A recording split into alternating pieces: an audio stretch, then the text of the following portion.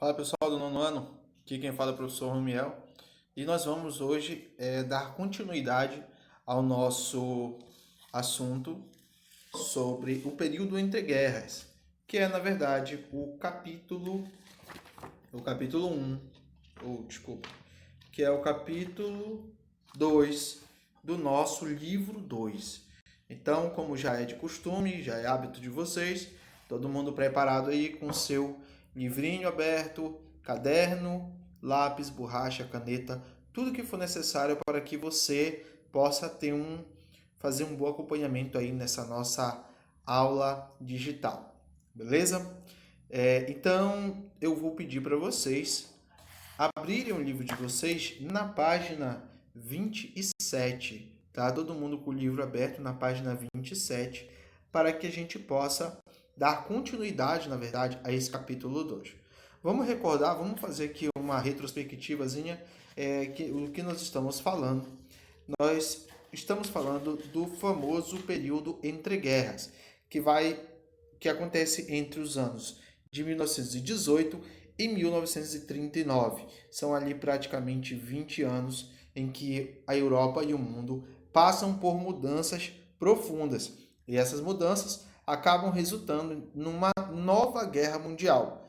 20 anos após o fim da Primeira Guerra Mundial, eclodiu a Segunda. E nós vamos entender justamente, nós estamos compreendendo o porquê dessa guerra acontecer. Esses 20 anos vão explicar exatamente os motivos que levaram a um novo conflito de nível mundial.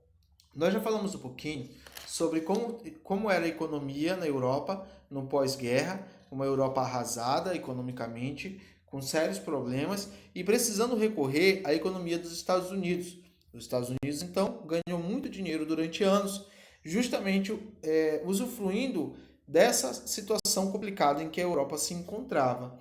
O problema é que depois de alguns anos, os Estados Unidos passou a diminuir o lucro, já não vendia tanto porque a economia europeia estava recuperada, mas continuou produzindo em larga escala, gerando então um grande acúmulo de produtos e fazendo com que a economia estadunidense acabasse entrando em colapso, ou seja, passassem a entrar numa crise muito grande que afetou toda a situação econômica do país, gerando desemprego e até mesmo fome e uma onda muito grande de suicídios. O governo americano então passou a intervir e criou o New Deal, que era, vamos dizer assim, um novo acordo onde a economia estadunidense iria interferir mais na o governo estadunidense iria interferir mais sobre a economia, gerando emprego e buscando tirar o país da crise. A gente terminou a nossa última aula nesse ponto. Anotem aí, na página 27 tem duas questões da ação, né, do trechinho ali, ação, onde você tem uma resposta subjetiva e uma resposta objetiva, ou seja, na primeira você vai responder escrevendo e na segunda você vai marcar a alternativa correta. Referente a essa nossa primeira parte aí da nossa aula anterior, a gente falou sobre a crise de 1929. Anotou? Beleza? Então, na próxima aula online, tá? Vamos lembrar aqui a diferença. Vídeo aula ou aula digital é essa que vocês estão assistindo neste exato momento. Aula online é aquela que acontece em tempo real, dentro do nosso horário de aula, que é, no caso, toda segunda-feira. Então, já anotaram aí o trabalhinho que vocês vão fazer para a gente corrigir. E agora, né, na próxima semana, iremos corrigir. E agora vamos continuar de fato o nosso assunto na página 27, onde a gente vai falar sobre a emergência do nazifascismo na Europa. Cara, esse assunto é um dos mais interessantes, na minha opinião, um dos assuntos mais interessantes que tem na história para se trabalhar. Interessante, mas muito triste também, e vocês vão compreender o porquê. E a gente vai entender justamente o que foi o nazifascismo, o que foi esse governo tão violento, tão perseguidor, que matou tanta gente, e entender também como esse governo ele surgiu, né, com muito apoio popular, como as pessoas puderam apoiar, como elas puderam ficar do lado de um governo violento e até mesmo assassino. Tudo tem uma explicação. E na história a gente encontra essa explicação. E é isso que a gente vai começar hoje. Todo mundo preparado aí? Página 27, a emergência do nazifascismo na Europa. E quando eu falo, eu vou colocar uma imagenzinha aqui ilustrativa para vocês. Vamos lá. Esse é o símbolo do fascismo italiano. Vou explicar depois o sentido para vocês. Podemos apontar como causas gerais da expansão do nazifascismo na Europa a descrença nos ideais liberais após a crise de 1929. A crise de governabilidade dos regimes parlamentaristas na Itália e na Alemanha, a decadência financeira e o clima de combate aos movimentos socialistas que, tendo conquistado o poder na Rússia, ameaçavam o poder das elites dos demais países europeus. A Alemanha e a Itália viveram no pós-guerra uma situação muito difícil, marcada pela crise econômica e pela convulsão social. Unificadas tardiamente, se comparadas às dos demais países do Ocidente europeu, suas instituições democráticas não eram sólidas o suficiente para enfrentar o desemprego, a inflação e as greves dos trabalhadores, que lutavam por melhores condições de vida nos difíceis tempos que se seguiram ao término do conflito mundial. Nesses países, os governos de orientação liberal acabaram atropelados por grupos de tendência totalitária, que contaram com o apoio das camadas proprietárias mais ricas, as quais escolheram abrir espaço para governo de exceção, em vez de enfrentarem a resolução das questões econômicas e sociais pelas vias democráticas. Bom, o que a gente ressalta e compreende desse ponto aqui do texto?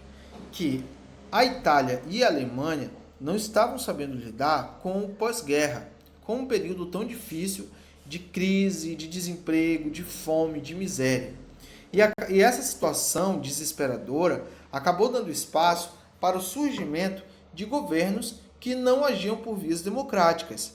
Ou seja, não era um governo que recebia, vamos dizer assim, que ouvia a opinião popular.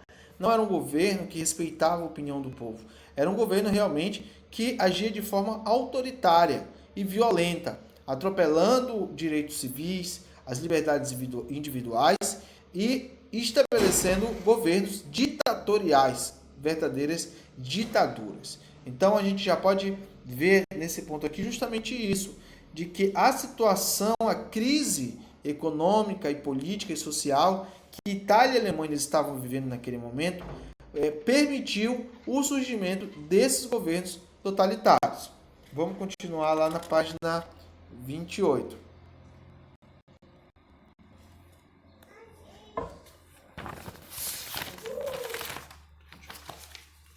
Totalitarismo. Um regime amparado no medo. Logo no início dos anos 1920, na Itália e na Alemanha, foram fundados partidos ultranacionalistas que defendiam governos totalitários de direita. Suas ideias foram bem aceitas nesses países por grupos sociais favoráveis à adoção de governos fortes, ricos empresários que buscavam proteger suas propriedades. Peço desculpa para vocês, é porque está passando um caminhão aqui na rua, tá?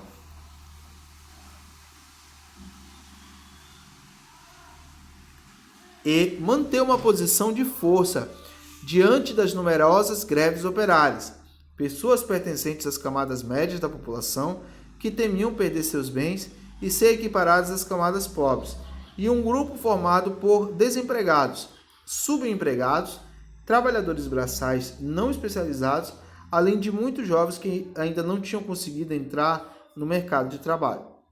Para promoverem a união de segmentos sociais tão heterogêneos, os governos totalitários da Itália e da Alemanha usaram propaganda maciça, as grandes manifestações cívicas e o discurso nacionalista para manipular e envolver a população em torno de seu projeto totalitário de poder, em oposição ao discurso revolucionário da esquerda radical, que, embalada pelo aparente sucesso da Revolução Russa, crescia em vários países e amedrontava diversos setores sociais, principalmente os mais abastados.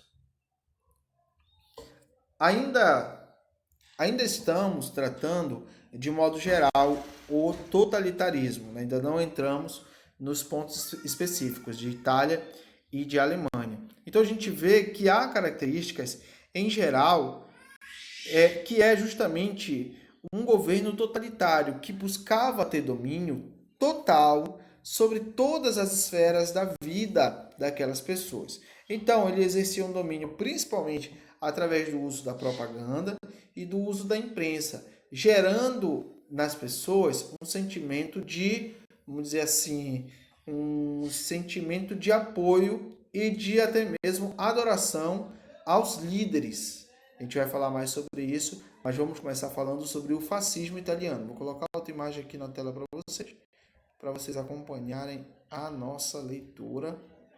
Eu vou colocar a imagem deste cara aqui, o Benito Mussolini. O fascismo italiano, página 28. No fim da Primeira Guerra Mundial, a Itália não obteve vantagens territoriais que pretendia. Ao contrário, sua participação ao lado da França e da Inglaterra contra os impérios centrais deixou o país endividado e a economia comprometida e sem condições de oferecer trabalho ao grande contingente de ex-combatentes que tornavam a vida civil. A atitude do rei Vítor Emanuel III de mandar emitir papel-moeda para saldar compromissos do governo provocou inflação e a alta generalizada de preços. A população manifestou sua insatisfação em várias greves, lideradas principalmente pelo Partido Socialista Italiano e movimentos sindicalistas revolucionários. Fábricas foram ocupadas pelos operários no norte do país, enquanto no sul, os trabalhadores do campo reivindicavam a posse de terras para o plantio. As propostas feitas pelo governo em 1920 foram rejeitadas tanto por empresários e proprietários de terra, quanto por trabalhadores, e assim as greves e manifestações populares contra o desemprego e a carestia prosseguiram. Fati de combatimento. Considerando o governo incapaz de restabelecer a ordem, os grandes empresários resolveram patrocinar as ações da organização paramilitar Fati de Combatimento, fundada e dirigida por um antigo membro do Partido Socialista chamado Benito Mussolini, esse cara que está aí na tela de vocês. Inspirados nos exércitos da República Romana da Antiguidade, os esquadrões fascistas tinham rígida disciplina e acabaram atraindo jovens dos mais diversos estratos sociais, além de desempregados, homens sem profissão definida e até mesmo pessoas que viviam à margem da sociedade organizada. Vamos falar um pouquinho sobre isso. Os Fati de combatimento, eles eram uma milícia paramilitar, o que significa que não fazia parte de um exército oficial, mas era um grupo armado, que era liderado por um antigo membro do Partido Socialista Italiano, que era o general Benito Mussolini. Esse cara vai ser o responsável por criar, vamos dizer assim, toda a ideologia fascista, como ela ficou muito conhecida e temida muitos anos depois. Vamos continuar a leitura. Em 1920, milhares de oficiais que estavam sendo desmobilizados receberam instruções do Estado-Maior para filiação aos Fati, para organizá-los e liderá-los, recebendo, por isso, 4/5 de seu soldo. Dessa forma, as esquadras fascistas fundiram-se em uma verdadeira organização militar. Com as ações sistemáticas de milhares de homens armados, atacaram violentamente sindicatos, cooperativas e jornais operários de várias cidades, até desarticularem quase por completo as organizações dos trabalhadores. Com essas ações, os fascistas atraíram o apoio financeiro de indústrias e latifundiários, e em 1921 o grupo transformou-se no Partido Nacional Fascista, que cresceu rapidamente e conquistou as cadeiras no parlamento.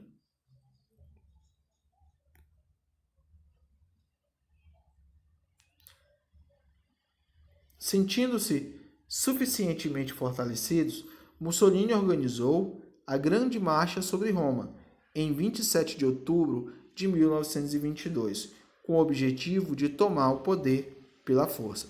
Pressionado, o rei anunciou a formação de um novo gabinete sob a chefia de Mussolini, a quem o parlamento concedeu plenos poderes para organizar um novo ministério e dirigir o país.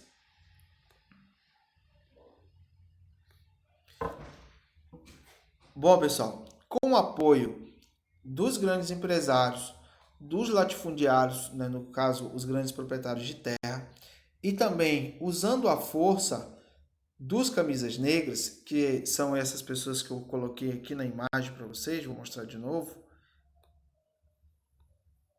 Deixa eu tirar isso aqui, que está me atrapalhando. Com o apoio dos camisas negras, o Mussolini consegue tomar o poder à força. Ele ameaçou invadir Roma no dia 27 de outubro de 1922 e forçou o rei da Itália a conceder o poder para ele, Benito Mussolini. Começava então o fascismo no poder. Vamos passar lá para a página 29.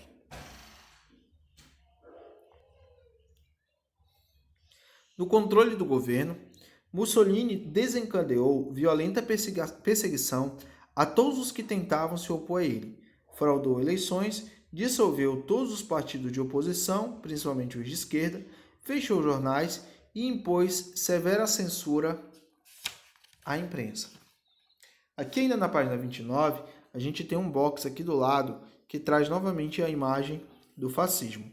Vamos compreender um pouquinho sobre a origem da palavra. A palavra fascismo foi inspirada em um símbolo de autoridade na República Romana Antiga, o fátio, que era um feixe de varas preso a um instrumento de corte, conduzido à frente das tropas. A palavra em latim significa feixe, grupo, ajuntamento, e dá sentido ao movimento liderado por Mussolini, no qual o indivíduo só é valorizado como parte de um todo, a nação idealizada. O fátio era um símbolo dos povos etruscos que viviam na Península Itálica. Foi usado pelo Império Romano para simbolizar o poder e a autoridade. O instrumento de corte preso ao feixe estava associado ao poder de vida e morte. Atualmente, o fátio está presente no brasão de armas da França, associado à justiça, e no brasão do Senado dos Estados Unidos.